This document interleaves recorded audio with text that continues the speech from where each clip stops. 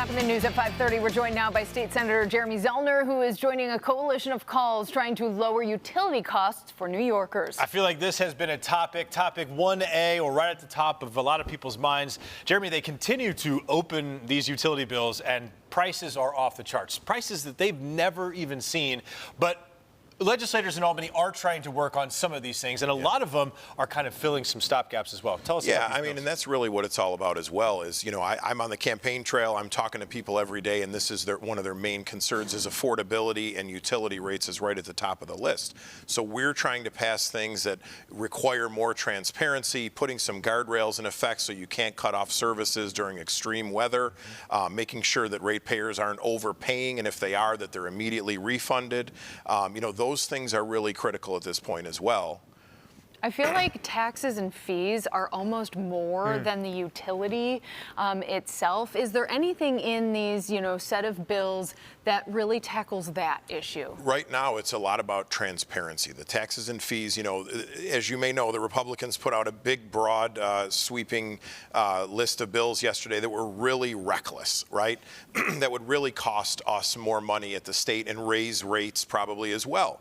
So we're really working on things that we can get done. And I think if the Republicans were serious about this, they would look at Washington and tell them to stop attacking our state so that we have to be the safeguard for all of the cuts that we're absorbing with folks' health care, with food benefits and things like that. That's what's costing us a lot of money right now as well. Of course, Democrats control all three houses in Albany. And I guess the question then following up with your perspective on what Republicans are trying to do, I don't know if it matters if you have a D or an R next to your name. If you're opening a utility bill, I feel like that has cut completely across political lines.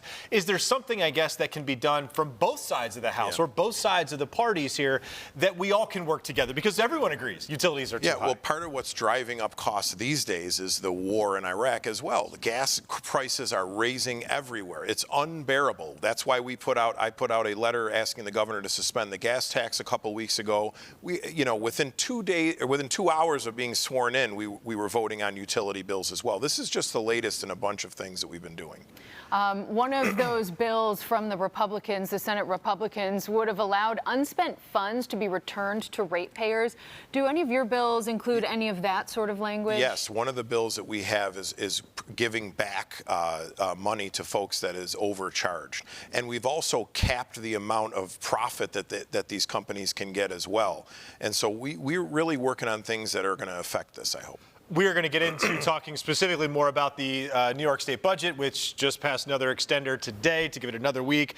We have blown past the deadline now by a couple of weeks. First question is there anything in that budget that perhaps could save people money in the short term, maybe in 2026? Or are we talking about perhaps next Yes, year? no, I mean, I don't see things that are going to be immediate, but we're working on lowering the cost of health care. We're working on some serious issues as well, and that seems to be what the holdup is on this. We want to make sure our neighbors are safe and protected from ICE. We want to make sure that, insurance companies are not making these record profits on the backs of people. And there's going to be a lot more to say about that as well. We shouldn't be punishing folks who are injured through negligence, and they should still be able to recover justice. Is that really the holdup right now that you're seeing in Albany? I think that the issues are what are holding us up in large part. We've also got to fix Tier 6. And so that is right now becoming expensive, but it's critical. We have a shortage in people from teachers to police officers across the state of New York because it's really difficult to recruit right now. So we've got the utility bills as an issue. We've got the insurance as an issue. What are some of the other policy issues that seem to at least be keeping legislators apart at this point? Well, as I said, I think we're working with our conference and the governor and the assembly to deal with the ICE issue. That has been at the forefront of a lot of people's minds, particularly with what happened with Mr. Alam, that we're trying to pass the New York for All bill.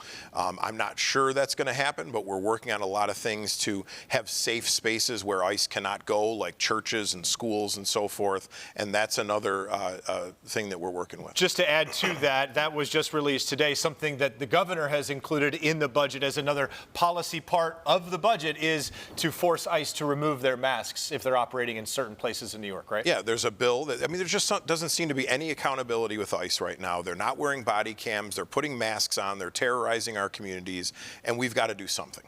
All right. State Senator Jeremy Zellner, thank you so much for joining us. Thank you. Thank you, Senator. Appreciate it.